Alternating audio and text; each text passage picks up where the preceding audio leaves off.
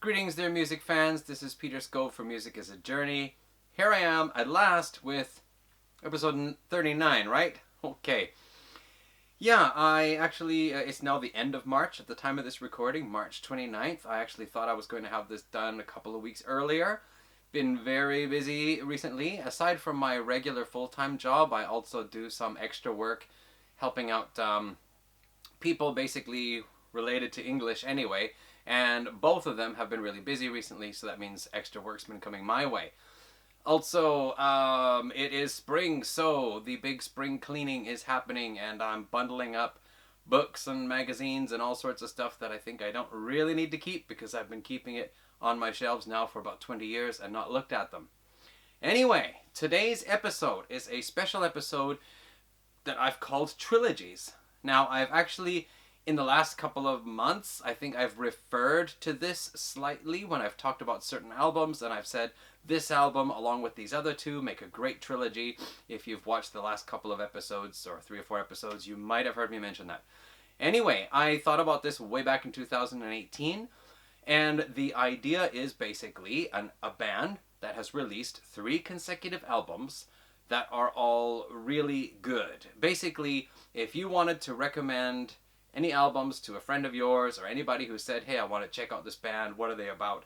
You would say, well, you could start with these 3. So what I'm looking for specifically are 3 consecutive studio albums.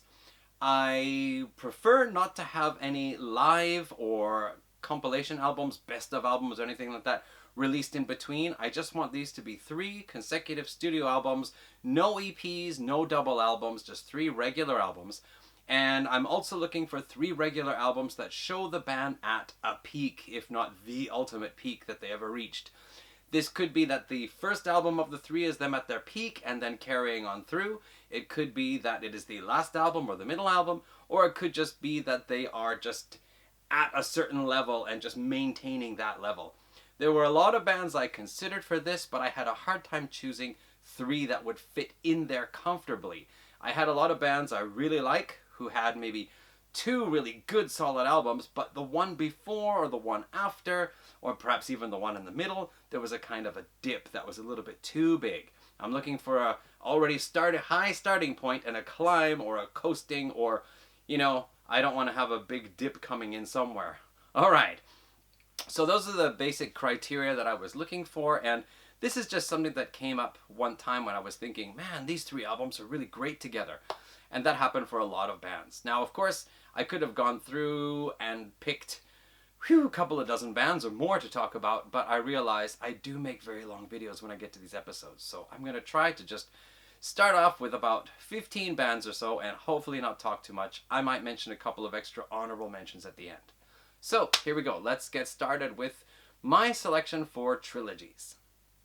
Trilogies. Alright, the first band I want to talk about is Yes. I recently talked about them in my 1971 video because we talked about the Yes album and Fragile, both released in 1971. So let's start off there then. The Yes album, Yes's 3rd album, and the first one with Steve Howe on guitar. This one was the one that had that I've Seen All Good People song on there, which is probably one of their most well-known songs out of the 70s. This also, I think, was where Yes really hit the point they were striving for. The first 2 albums saw them attempting to get there and looking for exactly how to do it, but it seems, with all due respect to Peter Banks, it seems that once Steve Howe got in there, just that writing team between Steve Howe and John Anderson just really allowed the band to blossom to that level and find the Yes sound, which I think really came into play from the 3rd album, the Yes album. Then later on in that year, Tony Kaye was out, and as I understand it, he was pretty stubborn about sticking to the Hammond organ, which was one of the things Yes wanted to expand their sound. They needed somebody who would go for synthesizers. So Rick Wakeman came in, and they got that synthesizer sound, and there you have basically the classic lineup, or in the case of drummers, it might be one of the 2 classic lineups, because after Bill Bruford left, Alan White came in and he basically remained as the drummer since 1972. But here we have it, Fragile, the classic lineup with Bill Bruford on drums, Chris Squire on bass, Rick Wakeman keyboards, Steve Howe guitar, John Anderson vocals. They came out with Fragile, which had some great songs on it, including Roundabout and also South Side of the Sky, Heart of the Sunrise, which is, I think, one of my two favorite Yes songs, that one. And then each member contributed their own bit, their own kind of a solo bit. In the case of Bill Bruford, of course, it wasn't totally a drum solo. But anyway, we had Steve Howe with his acoustic guitar, Chris Squire doing this wonderful layered bass thing called The Fish, with a Latin name after I'm not going to say right now. And yeah, all around, very good album, but it was the one after that, the third one in the trilogy that I'm talking about, Close to the Edge. That is where the band just really hit the peak, the apex. And a little while back, some years back, I did top prog albums of all time, and I checked over a dozen lists and noted which albums were at the top and so on. I scored them by their ranking, did an average. As it turned out, Close to the Edge and King Crimson's In the Court of the Crimson King tied for first place for the highest ranked and highest rated prog albums ever. So there you have it, Close to the Edge, and that is also the album where Bill Bruford said, that's it, that's the cookie, we have reached our pinnacle, and now I'm going to head off and join King Crimson. So that is my pick for one of the best trilogies of albums. If you get into prog, classic prog, and you get into Yes, you've got to have the Yes album, Fragile and Close to the Edge. Okay, next band. Next band on the list is one of my favorite bands, a band I have been into since my 7th grade. I remember getting into them way back when, back around early 1984. It's Deep Purple. Got all the albums, including all the recent ones. I'd say, yeah, they've got some that are not so great, but they've got a pretty impressive discography going all the way from the beginning up until now. Every album at least has a couple of good songs on, right? But the trilogy, the 3 consecutive studio albums that I love best are In Rock, Fireball, and Machine Head. Yeah, I love Burn too, but Burn was, big changeover. We got the classic Mach 2 lineup members, Ian Gillan and Roger Glover, were out, and David Coverdale and Glenn Hughes were in, changing up the sound quite a bit, but still a very solid album. However, I'm going with In Rock because that is just one of my favorite albums of all time, and then along with Fireball, which we talked about in 1971, and Machine Head, probably the band's most well-known album with their most well-known song, Smoke on the Water. So those 3 albums together, I think, are really top-notch. Fireball often gets a little bit of lesser rating than In Rock and Machine Head, and as I mentioned in the 1971 video, Ritchie Blackmore wasn't so keen on the album because it wasn't recorded in one sitting. It was kind of like they would go out and play somewhere, come back, record a little bit, go off and play again, record a little bit, and it wasn't just that they sat down and concentrated all their efforts together to make an album. So he's not as happy with it, but I still think it's a great album. Lots of good stuff. So there you have it, Deep Purple, In Rock, Fireball, and Machine Head. My second pick for a trilogy of great studio albums by a single band. Alright, the next band on the list I picked is Pink Floyd. Now, I think there's a lot of interesting Pink Floyd albums out there, certainly a lot of really good ones, but I think when you're talking about 3 classic Pink Floyd albums that just so happen to be consecutively released, it is going to be The Dark Side of the Moon, Wish You Were Here, and Animals.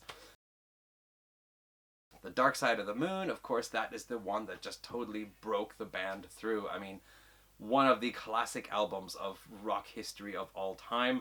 I remember reading somewhere that there are people in France who don't like rock who have a copy of this album. Yeah, brilliant, obviously. Some people have a lot of critique about it, but I think overall it's generally accepted as a brilliant album. And then, of course, a couple of years after that, they came out with Wish You Were Here. My cat is offering some commentary, probably has nothing to do with Pink Floyd, right, Grandma? You want to get in the closet, don't you? Nope, I say no to thee. Yeah, I know, disappointing. Anyway, so Wish You Were Here, of course, and then Animals, which is a really interesting album. I actually originally thought it might not be the one to include. Yeah, I know, strange, right? But just because the mood is very different. It does have a bit more edge to it in some songs. It does seem to... You'd love attention now when I'm making a video, always. It does seem to show a little bit of a different side of Pink Floyd. However, just it keeps getting mentioned in videos of top prog albums or top picks or whatever. So yeah, it's got to be in there. And of course, after that, we see The Wall, which is another one of their most famous albums, but it's a double album, and it also sees the band basically splitting apart at the seams with Richard Wright getting fired, and a lot of dissension going on. But anyway, so there you have it for Pink Floyd: The Dark Side of the Moon, Wish You Were Here, and Animals. Animals, Grandma. Yeah, animals. All right, I think there are no cats in that one. I think it's pigs, sheep, and dogs. Sorry. Okay, next band on the list is Genesis. Now, Genesis is a band I do not have a big chunk of their discography. A lot of the bands I'm going to talk about, I actually have most, if not all, of their albums, but there are some where I only have kind of their classic period. And for Genesis, it's basically their classic period, the 70s output. I have most of that. So, my pick for the 3 great albums: Nursery Crime, Foxtrot, and Selling England by the Pound. Nursery Crime and Selling England by the Pound have 2 of my most favorite Genesis songs, The Musical Box and The Firth of Fifth. Love those 2. As I mentioned in the 1971 video, I think I tend to favor Nursery Crime more. Just it seems a little bit rawer, and it has a little bit more edge, heaviness to it at times. I think the sound gets more refined. The cat is trying to dig into a box of books here. Grandma, I'm gonna have to stop the video and spank you. I'm gonna have to stop the video. Wait. I'm talking about Genesis. Of course, Foxtrot. Supper's Ready. Great, brilliant song. A lot of other good songs on there. I think Can Utility and the Coastliners is one of my favorite short prog songs too, especially of the classic period anyway. Brilliant stuff. And then we get on to Selling England by the Pound, which is probably their most well-known popular album. And of course, this is the trilogy of albums that features the classic lineup with Steve Hackett on guitar and Phil Collins on drums, Mike Rutherford bass and probably guitar and other things because he's really talented like that. Tony Banks on keyboards and Peter Gabriel on vocals and flute. Yes, and of course after that, those 3 albums, they went ahead and did The Lamb Lies Down on Broadway, which a lot of people will say is a brilliant piece of work, and some people will say, I don't quite get it. But anyway, that's a double album, so that's out of the criteria for a trilogy. So let's go with, from Genesis, Nursery Crime, Foxtrot, and Selling England by the Pound. So the next band on my list is another one of my all-time favorite bands, or at least has been for the last 12 years or so. I'm talking about Rush. Now, Rush is a little bit difficult to pick because I find there are 2 trilogies, either of them having their own merit. And one of them is the 2112, Farewell to Kings, and Hemispheres trilogy, which basically shows the band ascending their prog heights and putting out some of their most well-known albums with some of their most brilliant works. So love those 3. And the other 3 I was thinking is the next 3 in the list, which sees them achieving even higher commercial success with Permanent Waves, Moving Pictures, and Signals. Now, Signals is probably where the dip starts to begin for some people because that's where the synthesizers start to be more than just a background atmospheric instrument. They really start to get pushed to the front, start taking over some of the lead melodies. But still, it is a pretty solid rocking album, I think. Alex Lifeson is still putting out some great guitar solos. There's still that Rush feel to it. Just the synthesizers are coming more to the front. But of course, there's subdivisions and, oh, what is it? The Analog Kid. Analog Kid, that's one of my favorite Rush songs. I just love that bass work at the beginning. It's like a lead bass solo at the beginning of the song there, while it's just, you know, kicking into high gear. Moving Pictures, of course, Rush's most biggest well-known classic album. The whole of side 1 is just, you know, masterpiece all the way through. And the Camera Eye, beginning of side 2. Their last kind of longer work there, over 10 minutes long. Wonderful piece as well. And Permanent Waves, Spirit of Radio, ooh, Jacob's Ladder, Natural Science. Where was Natural Science from now? Yeah. Anyway, 3 classic, brilliant albums. So I'm actually favoring those a little bit more So my pick will be Permanent Waves, Moving Pictures, and Signals. However, 2112, A Farewell to Kings and Hemispheres is also definitely worth considering. Just make it a double trilogy. What would that be? A hexology? Sexology? Not sure. Okay, next on the list, we are now moving away from prog a little bit, kind of. Maybe yes. And next on the list, I've written down Metallica. And very simply for Metallica, my pick is the first three albums. Kill 'Em All, Ride the Lightning, Master of Puppets. Now from a commercial perspective, you could probably say Master of Puppets and Justice for All and the fifth self-titled album, also known as the Black Album. However, I think the first three albums show Metallica just hitting the ground running out of the gate, making a brilliant thrash metal album. 1983, one of the first thrash metal albums out with Kill 'Em All. They really changed gears for Ride the Lightning. I think Cliff Burton, he had actually some music theory training. His ideas started to come out to the front a little bit more. The sound got heavier. They introduced the acoustic guitar bits as well. And Ride the Lightning, I remember when I heard that for the first time, it was one of those albums that's just like, wow, what is this? So, and I think that still stands out as a classic. And then Master of Puppets is sometimes ranked in the top metal albums of all time. And I find it to be a very interesting album because I find the songwriting or the music composition, they start to become more complex. There's more parts to it, and it starts to approach almost a kind of progressive metal level, at least as it was for the 1980s. So there you go. My pick for the trilogy from Metallica would be Kill 'Em All, Ride the Lightning, and Master of Puppets. Okay, sticking with the heavy stuff, but getting back to the proggish part a little bit, I want to talk about Voivod. So my pick for Voivod's three classic, brilliant, wonderful albums, the trilogy, is Killing Technology, Dimension Hatros, and Nothing Face. Now, of course, the last two of those are juggled for which is the best Voivod album ever. Nothing Face, from a prog perspective, tends to be the one that is singled out the most. However, I've heard a lot of people from the metal side will say Dimension Hatros is the one to go with. Either way, both of them are brilliant. And for me, when I first heard Killing Technology, I already had heard War and Pain and really liked it. But when I heard Killing Technology, it was really quite a shocker because a lot of the guitar sound was not very heavy. It was really high toned. And there was all this kind of like change-ups happening in the music and really unexpected things. It's like they were not exactly trying to be metal, but they weren't exactly trying to be punk either. But the vocals sometimes did sound a bit like hardcore punk. And I didn't realize it, but Voivod were metamorphing into a progressive metal band in their own style. And that for me is still a favorite album of all time, Voivod's Killing Technology. And the other two after that, of course, brilliant. Take your pick. Which one do you like the best? So there you have Voivod, my pick for the trilogy, Killing Technology, Dimension, Hatros, and Nothing Face. Okay, so the next band I have on my list is Queen, actually. Now, Queen is a band that I was never really into until a couple of years back. Shortly before the Bohemian Rhapsody movie came out, I started getting my first couple of Queen albums. And the first two I got were, there was News of the World in there as well, right? But I think the very first one was Sheer Heart Attack, and the third one was Queen 2.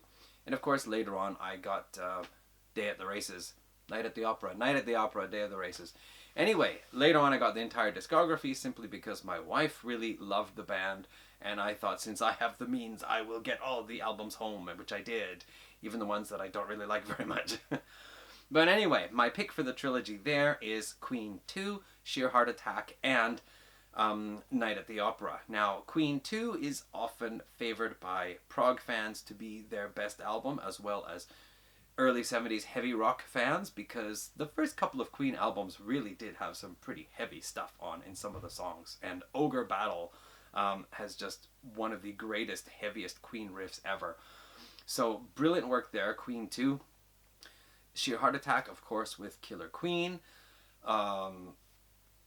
Stone Cold Crazy, and a lot of other really great classic stuff on that album as well. Or maybe not all of it's classic, but good stuff. And then we get on to Night at the Opera, which is kind of a mixed bag of things. There's some leftover stuff like the Prophet, which features some of the really heavy guitar work, which was from the earlier albums and actually was around from the earlier times.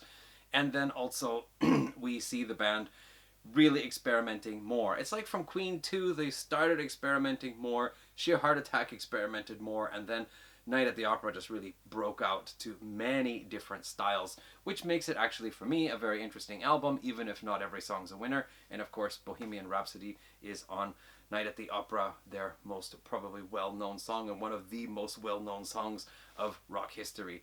So for Queen, my pick, Queen 2, Sheer Heart Attack, and Night at the Opera. A Night at the Opera. Okay, next up, one band that I really like, but whose discography I'm most familiar with, the early albums, the first 5 albums, and then after that it's kind of sporadic, like this one, and a couple more in this one, and a couple more in this one. I'm talking about Uriah Heep. I really love the first 5 albums, and after that it's kind of, yeah, it's good, and yeah, that's pretty good, and yeah. But anyway, so I'm going to go with Look at Yourself, which is my favorite Uriah Heep album, and one of my favorite heavy albums of the early 70s.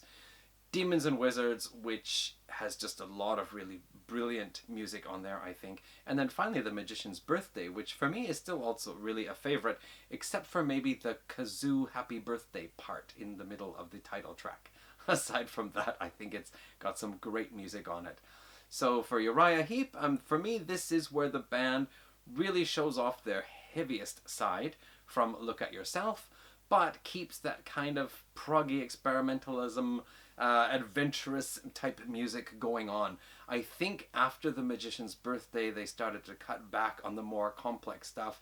They started to cut back on the fantasy stuff and started becoming more of a straightforward hard rock band. But for me, it is from Look at Yourself, Demons and Wizards, and Magician's Birthday.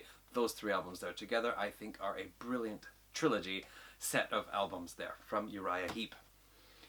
So curiously, the next one on the list I actually put on is Megadeth.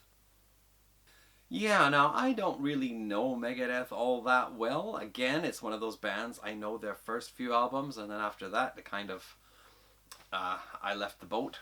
Not to say that they don't have any other good albums out there, just I never really felt compelled to get them, even though I'm sure there's probably some out there that are worth having. But for my pick here, now actually I came in with Peace Sells But Who's Buying, and So Far So Good So What, and then got the first album.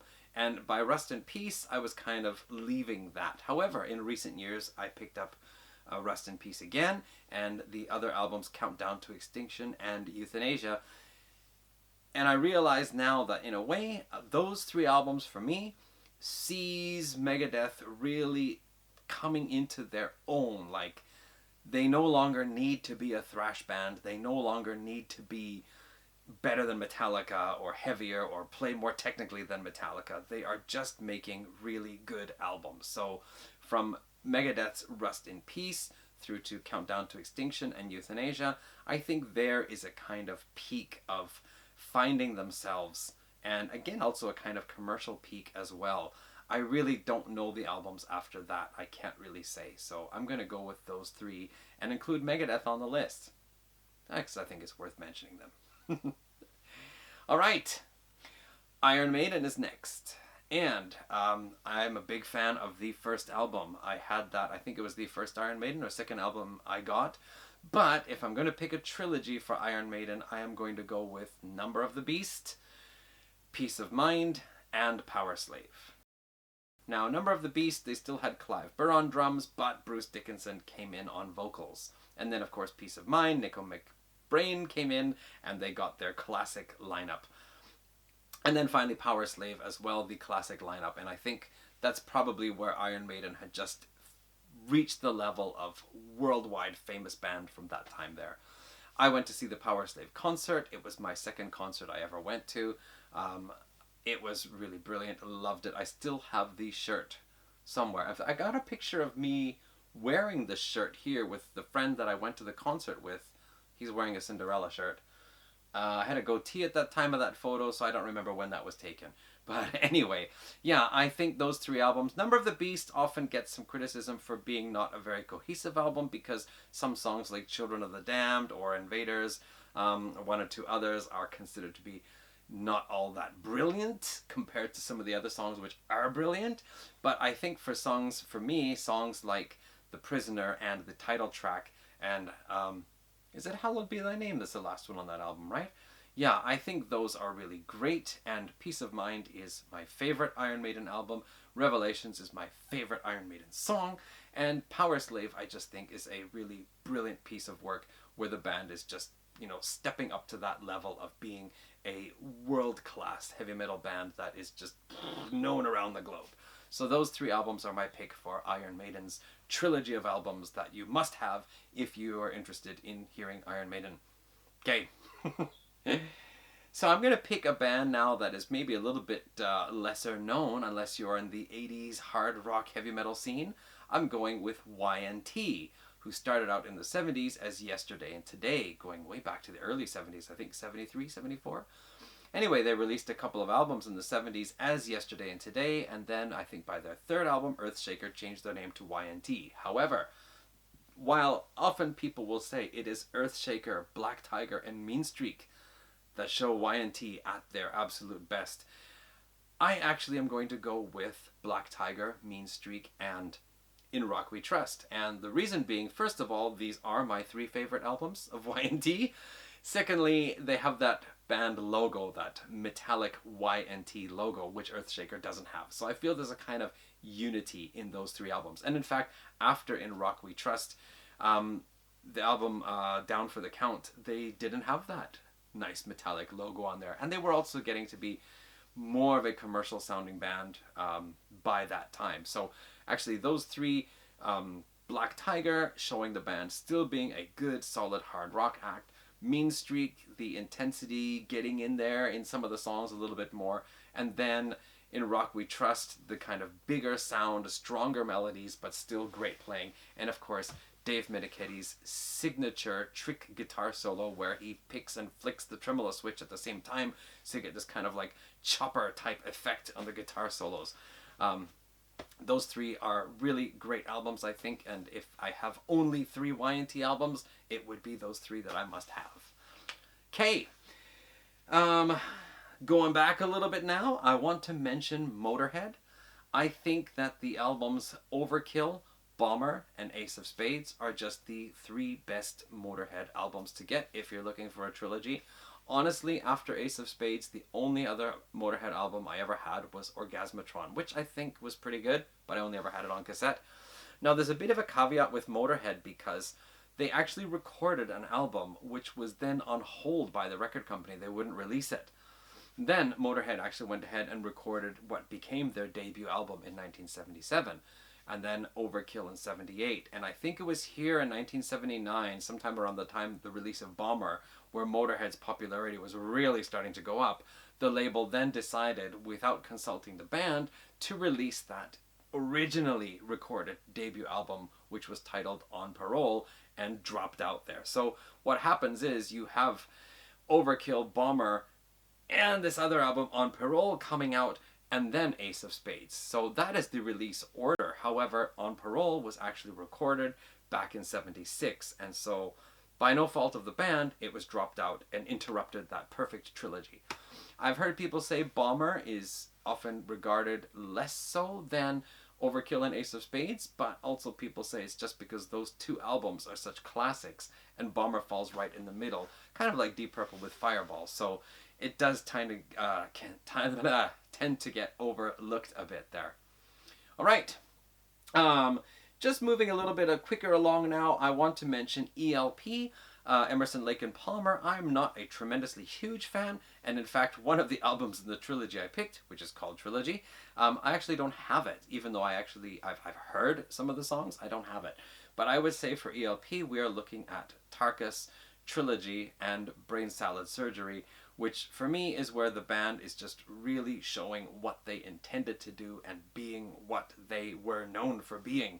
And of course, Tarkus being one of the big classic progressive rock albums of all time. So Emerson, Lake and Palmer, welcome back. My cat. Jethro Tull, I want to mention them. I think Benefit, Aqualung, and Thick as a Brick. Is that a mosquito flying in here now? Yeah. Are the three big albums to mention from them. A lot of people really like Benefit, and I do too. Aqualung, of course, and Thick as a Brick. Oh, I got it. Holy smokes, just a moment. It's the end of March. Why do we have mosquitoes at the end of March?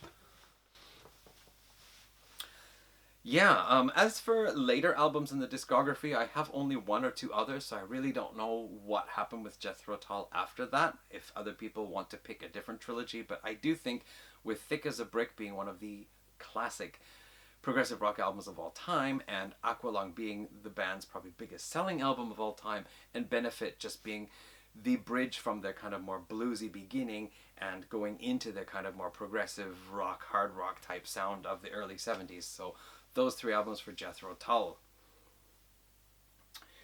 I'm going to mention three more bands to wrap this up here, and two of them I'm just going to mention the albums that I think are really good. I'm going to talk about an American hard rock heavy metal band called Riot. I think their first three albums, Rock City, Fire Down Under, and Narita, or it's the other way around, isn't it? Rock City, Narita, Fire Down Under. I think those three just are really great, solid, hard rock, almost like new wave of British heavy metal style, even though they were American. A trilogy of just really great, good, hard rocking, kick butt albums from the late 70s into the early 80s there. After that, I think they had one or two more albums with that sound, and then they would switch over to being more of a US power metal type band. So probably they have another really good trilogy out there somewhere, but for me, it's those three albums, Rock City, Narita, and Fire Down Under, which I think are really brilliant albums by the band Riot. Then I want to mention Triumph.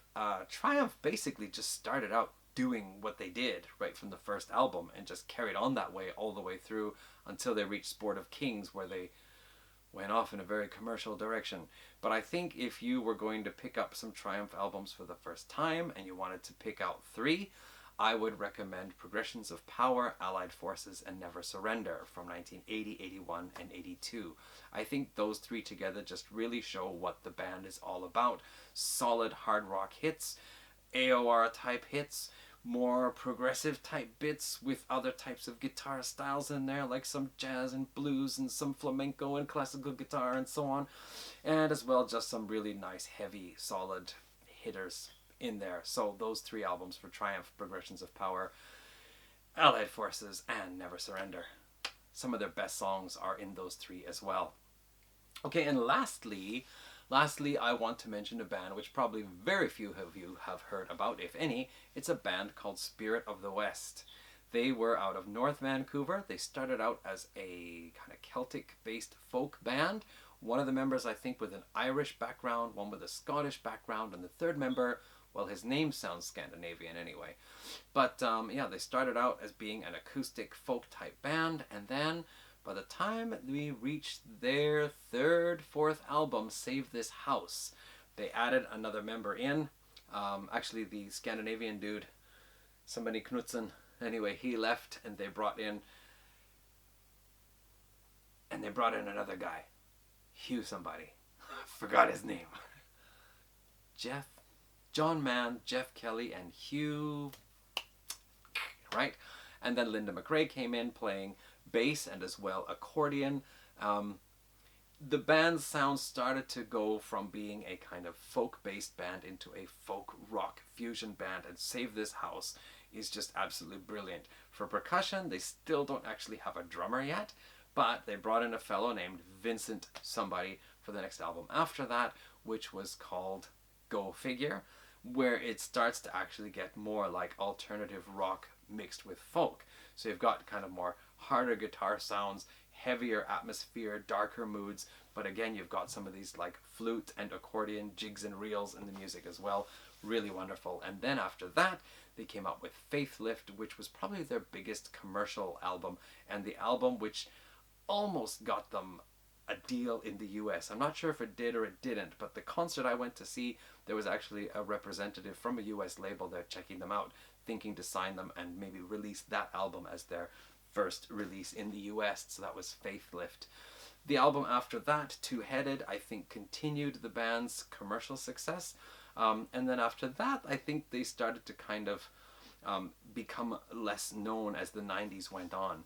So I think, though, if you're looking at the band Spirit of the West, they're kind of peak.